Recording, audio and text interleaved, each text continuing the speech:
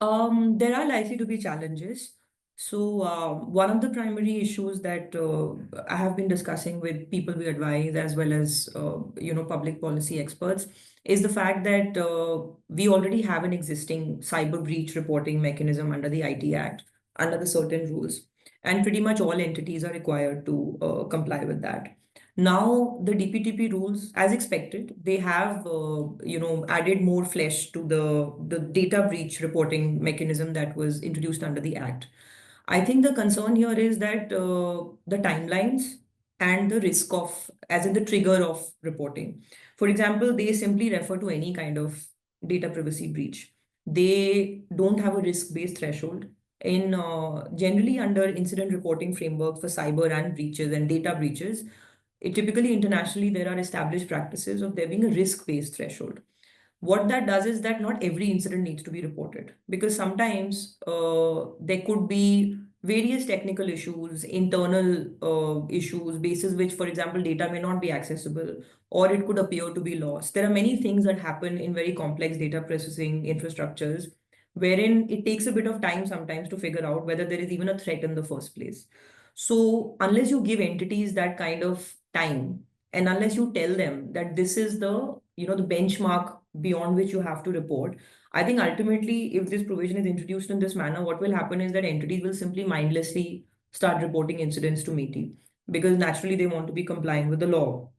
And my understanding of the objective of these kind of provisions under these data laws in India, the government essentially wants to know how secure is ICT infrastructure in India, that what kind of breaches are happening, what are companies doing to respond to it, and what is the nature of data that is susceptible to breaches. There are many data insights that the government can gain by having this kind of cyber breaching framework.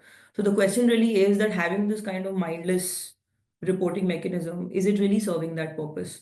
Because entities will comply, but you may not even get to know the real picture, because one of the timelines for reporting under this is that as soon as you get to know. Now, as soon as you have knowledge. Now, obviously, one can have knowledge simply by, like a cybersecurity person, employee in your company saying that there has been a breach. But you don't really know enough more than that. But these rules require that as soon as you have knowledge, you should tell the data principal, the data subject, and you should tell the data protection board. At that point, you are not in any position to give anything efficient and anything important of report. However, you have to do that. And then there's a separate 72-hour timeline where you have to give a more detailed report. So our suggestion, and which I think the industry, many stakeholders in the industry also support, is that MeitY could consider a risk-based threshold. Not every kind of incident needs to be reported. There are things that are important, there are things that are concerning, and there are things that will aid, better cybersecurity standards in India. So perhaps have a mechanism and a threshold for that. And the second thing is that maybe lengthen the timelines a little bit. Give entities a bit of leeway to figure out. Especially, another practical issue is that let's say you're a data fiduciary and you're working with a data processor. Maybe the breach has happened at their end. Now you are waiting for this data processor to get back to you, but the data breach reporting obligation is on the data fiduciary. So even in that to and fro, one could lose a lot of time and be unable to provide let's say, a more accurate picture to the government. So these kind of factors, if they are considered, I think it will serve the original objective, that essentially very relevant and accurate information regarding data breaches should be available in the industry as well as to the government.